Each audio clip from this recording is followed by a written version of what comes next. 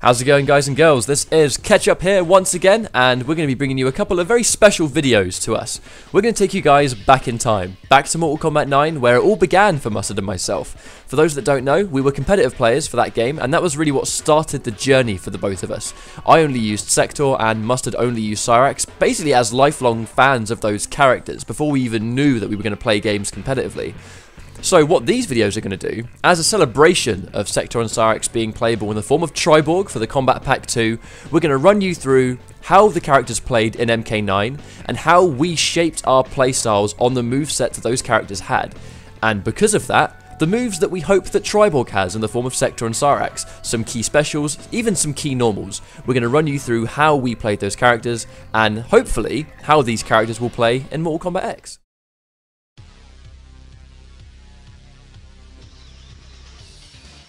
So here we are, this is Sektor in Mortal Kombat 9. I'm not going to go into like an in-depth breakdown of this character. I mean, to be honest, if there's demand for it and you guys want to see it, I guess I'll try and dust it off and see what we can do. But this video is going to be basically focused on the core of how I played Sektor and how I hope this transfers into X. So first things first, we're going to break down his special moves, and we're not going to go into loads of detail, but just show you the method of the character. So it was all about missiles and keep away. When the opponent was frustrated and tried to go for a projectile trade, you could teleport and punish them for it. Or when they got in, you had the tools to deal with their rush down anyway. So special move wise, it was all about the missiles. He had a straight missile and back forward 1, an up missile and down back 3. You could command where this missile went, so you can make it go in front or behind. Whereas in Mortal Kombat X you would have to hold towards or away to make it go near. It was 3 different inputs. So down back 3 is the up missile, down forward back 3 is the close up missile, and down back forward 3 is the far away up missile. So the general gist of Sektor's zoning, of which he could do really well, was you would harass the opponent with straight missiles. The straight missiles knocked down on hit, which meant that if you hit any kind of trade or just landed a missile in general, because they're now on the ground, it's now your turn to do something else. So if the opponent gets hit, you can then start applying pressure, or even more zoning if you want to. So the missiles were a really big deal at harassing the opponent, keeping them full screen, knocking some up missiles as they stand up. They have to really take it, and then it gives you another straight missile. It's all about jailing and trying to get them to guess what comes next. If they get too comfortable and try and move forward, that's when you could start mixing up the close up missiles. So it's all about zoning, keeping the opponent frustrated, and when they got in, using up missiles to bait and advance. And you'd be surprised, that worked for 3 years, and it still works. If I ever dust off the game, up missiles are so important to Sektor, and it's all about reading the opponent. He also has the flame burner, back forward 2, and it's got a really good hitbox on it, and basically this will stop the opponent from jumping. You can combo into this, and it's 0 on hit, which means that you're at a neutral state. It doesn't really work mid-screen. It gives you a little bit more damage on combos, but to be honest, I didn't really do it, because I was all about up missile pressure, which I'll show you in just a second. But the flame burner was a really good way to just stop the opponent from jumping. It wasn't particularly unsafe on block, so you could really kind of just do it, really, as a zoning tool. And if the opponent jumped at this range, they would jump into the flame burner. So long story short, Sektor's zoning was straight missiles knockdown. If you see it hit, go for an up missile, and then, you know, go in if you want to go in, or just keep harassing with up missiles, you know, and then keep the zoning on deck. When the opponent tries to jump, either be ready for an anti-air, or just flame burner. If they jump into it, they get hit. Back into the state where if they jump again, the flame burner hits once again. So, special move wise, that was kind of the gist of Sektor. I'm going to talk about his final special, which was the metal uppercut. This was really important in high level. It meant that if the opponent threw a projectile, you could teleport on reaction. Now, in true NetherRealm fashion, you could instant air it to make it quicker. So down forward 4 was a teleport. If I jump and then do down forward 4 instantly, it's much faster. This would beat almost anything in the game projectile wise if you were quick enough. If you were really fast, you could punish things lightning fast. And I think combo wise this did 40%. So that's 40% at the cost of 1 bar for punishing something from full screen. It could also whiff punish. If you saw something, instant air teleport, and then go for whatever you want. And then the punish is yours. So, long story short, Sektor was about harassing the opponent, and if they try throwing a projectile to trade, be ready for it, an instant air teleport on reaction, and then go for your punish, go for up missile pressure, and then, you know, do whatever you want to do, really. And then the punish, it's pretty your turn to press buttons. So that was Sektor's special moves. We're now going to talk about some key normals and key strings.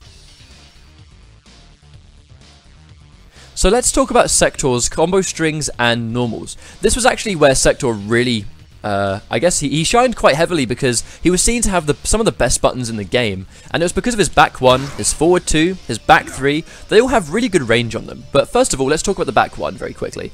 On hit, this would send the opponent full screen, which allows for Sektor zoning. So the whole general gameplay of Sektor, of harassing them from full screen, was given to you for free if you landed a back 1. And then the zoning commences, as you can see. So this was completely safe on block. Although the training mode says it's a high, it's actually a mid. If the opponent crouches, they still get hit. So the back 1 was completely free. If I go stand, block, always, you can really just kind of do this at very minimal risk. It's not particularly minus, and it's a mid. So it's a really good tool to just throw out. We talk about Flame Burner. You can do the Flame Burner, or you can just do a back 1. If the opponent presses a button, they'll get tagged and sent full screen. So that's really good. Also, if you do too many of these, the opponent starts trying to jump.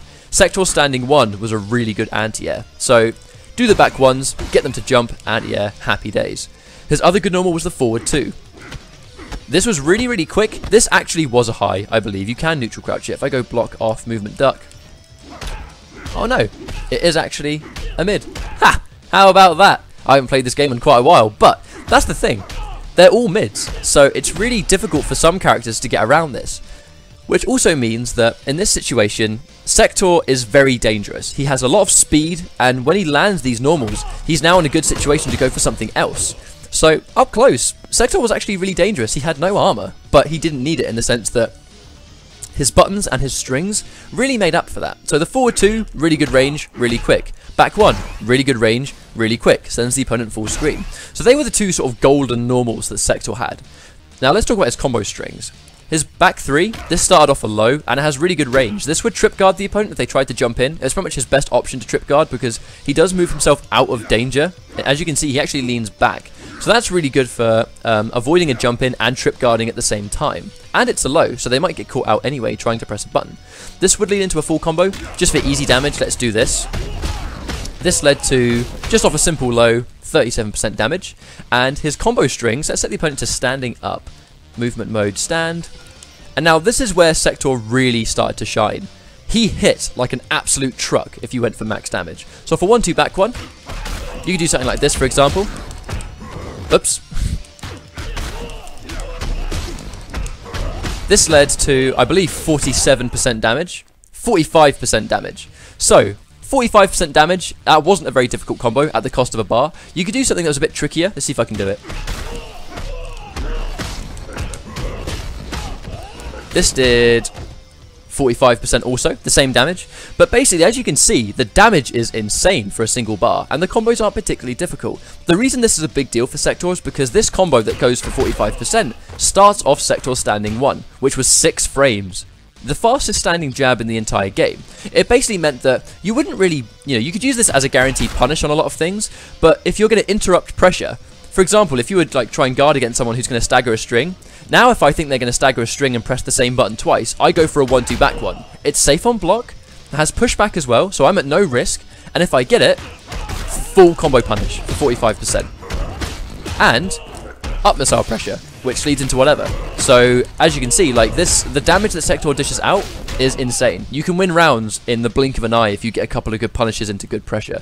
So combo string wise, Sektor was all about the fast jab. Unfortunately, far away, this would whiff a lot, which was the bane of Sektor. If I set the opponent to auto block, sometimes if I got pressure read correctly, they would block the rest, because the 2 has such small range. Unless you're point blank, it's actually not going to connect. So your interrupt would be a standing 1 punish, and that's it. It's unfortunate, but to be honest, it led to such large damage anyway. The fact of the matter is, Sektor is all about blocked things which have a good amount of pushback, and they lead into other pressure, and the speed of the strings meant he could hit like an absolute truck as a guaranteed punish to a lot of things in the game, and he could interrupt pressure better than a lot of other characters in the game. Sometimes you had to watch out that Sektor himself could only punish things that other people couldn't punish because of the 6 frame standing 1, and as you can see, the damage is ridiculous. So that is the general gist of his combo strings, and now we're going to talk about the last thing, which was pressure and knockdown. This was where Sektor really excelled.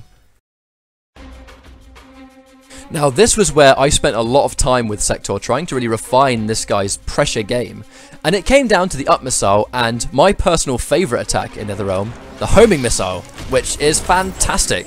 This will seek the opponent out. If the opponent gets hit, you can combo off it as well. He's set to automatic block, so as you can see, when the homing missile connects, it combos in. So the way you would generally use the homing missile, you could use it in the neutral if you had the bar to spare, but the most effective way of using the homing missile was to go for a combo, homing missile, and then start going in for pressure. So you basically compromise the combo damage to potentially go for a reset situation. Now Sektor's up 3, which was a leg lift, up 3 into 4 was an overhead, up 3 into 3 was a low. So basically you would knock the opponent on the ground, so go for some kind of combo. We're going to spend 2 bars here just for argument's sake. And then that's a 50-50. If they sit there and block, they have to take either the low or the overhead. They're not really reactable because they're really, really fast, and it's not a very obvious animation. So if you knock the opponent on the ground, go for an up missile, go into a leg lift, you basically get either the overhead or the low. You couldn't hit confirm the overhead though, it was a single hit, so you had to commit to something, which could just be, I don't know, it could be like, you know, uppercut, which was unsafe, or meter burn uppercut, which wasn't particularly unsafe. Some characters could do certain things about it, but for the most part, your pressure game would come from that. But honestly, Sektor's pressure was fantastic in the sense of going for up missiles or homing missiles. I absolutely loved going for the homing missiles. Homing missile on knockdown, jump in, like grab, whatever you want to do. It's a really good situation to be put in, and it's something that we didn't really see many Sektor players do, but the up missile pressure was really, really crucial. Now, the corner is where the pressure became incredibly decent. So you go for a combo here. Up missile. Grab. You know, they block the up missile. Here we go. Or you go for some kind of full combo. We'll do this again. Up missile. Low. Hit confirm. Into an up missile again. Leg lift. Up missile. Down 4. Like, it's all kind of amazing things here where the general gist is you put an up missile on the opponent's head, not because of guaranteed pressure. That wasn't what Sektor was all about. He was about knocking the opponent down, putting a missile on their head, and sometimes you could just block, because if a smoke player saw you go for a missile, they're going to wake up attack, because they don't want to take the missile, so they try and just get out of there. The missile was really good at just baiting something hasty, like a wake up attack. And the damage by itself was really good as well. So, long story short, it was about putting a missile on the opponent's head, and then you go for good damage afterwards. It's been a while since I've done these combos, so... And then, you know, you go for whatever you want. It was just generally, the up missile landed on the opponent's head to bait mistakes. Now, we're going to talk about what moves we want MKX Sektor to have. I would absolutely love a mixture of good normals that space the opponent and send them full screen. Up missiles, honestly, to be honest... I'm going to talk about this in just a second, but there's a lot of things I'd like Sektor to have, but I'm going to talk about now the side of Sektor I hope comes back. Now here comes the final piece of this video. What is my wish list for Mortal Kombat X Sektor? Now, to be honest with you, I really hope that not all of these, but most of them return. I would love it if the Sektor variation of Triborg had a straight missile. In a perfect world, I'd love it to knock down on hit, but I'm not sure it will. I'd just love a straight missile, and I'd love up missiles that turn into homing missiles. Like, when you absolutely break it down, we know that MKX Sektor, he's probably going to have his uppercut. He's probably going to have his straight missile. I mean, they are so crucial to Sektor in general. These moves are almost a given. I would be very surprised if he didn't have the straight missile and the teleport. But... my personal wish list, I really want Sektor to have up missiles that can become homing missiles again, because I feel like in Mortal Kombat X, you could do so many things to stop impatient play with Sektor. Knocking the opponent down and going for a homing missile could open up so much pressure for him. Especially if, you know, we don't know what direction they're going to take Sektor, but I would love to be able to spend 4 more years playing a Sektor, knocking the opponent down, pressuring them with up missiles, going for full combos, getting not necessarily amazing damage, but I just want to be able to pressure the opponent with up missiles and homing missiles. I mean, that is my favourite move for Sektor in any Mortal Kombat, is that homing missile. Homing missile and knockdown, pressure, homing missile, down 4, whatever. Like, it was just so fun to play with the opponent and basically put something on screen that makes them panic. Like, I've spent a long time dealing with certain moves that when they're there, you really kind of have to hold it. If Sektor had a homing missile, I'd love to be able to put that pressure back on the opponent, bait a mistake, bait a wake up. It's all about baiting the opponent and punishing them like a truck. That's what Sektor was in Mortal Kombat 9. And if he's like that in MKX, happy days. But to break down the moves, I really want the straight missile. I want the uppercut. I really want the up missiles and the homing missiles. They are my two favourite moves that Sektor had, and if they return, then I'll be a happy man. But to be honest, the flame burner, I would be happy if they worked it into some kind of string, but I would be happy if they didn't have the flame burner in general. I kind of feel like they might, because it's been crucial to him. He's had it in Armageddon, he's had it in MK9. It makes sense that he's got it in MKX, but it's all about the missiles and the teleport for me. I mean, the flame burner was the move I found myself using the least, and I wouldn't be too heartbroken if they left it out. But long story short, give me the up missiles, give me the homing missiles, and I'll be happy. And there you have it, guys. That is going to be my, I guess we'll call it a little breakdown of Sektor from Mortal Kombat 9 in preparation for Triborg in Mortal Kombat X. I didn't want this video to be too long, but to be honest, guys, it's important that you understand how these characters played and what to expect for Mortal Kombat X. Because let's not forget that many characters have a lot of similarities from their MK9 counterparts into X. Nearly every character plays the way they played in 9, just a lot more exaggerated. So if Sektor has that general game plan of keeping the opponent away, hitting like a truck, having fast normals, good buttons, really good footsie tools, and to be honest, good pressure utilizing homing missiles, then I'll be happy. So I trust NetherRealm to make the right decisions, and of course, I'm sure everyone here does as well. Thank you very much for watching, guys. Don't forget to drop it a like, comment, and subscribe for more. Mustard will be doing a Cyrax video in due time. Thank you very much for watching, and we'll catch you next time.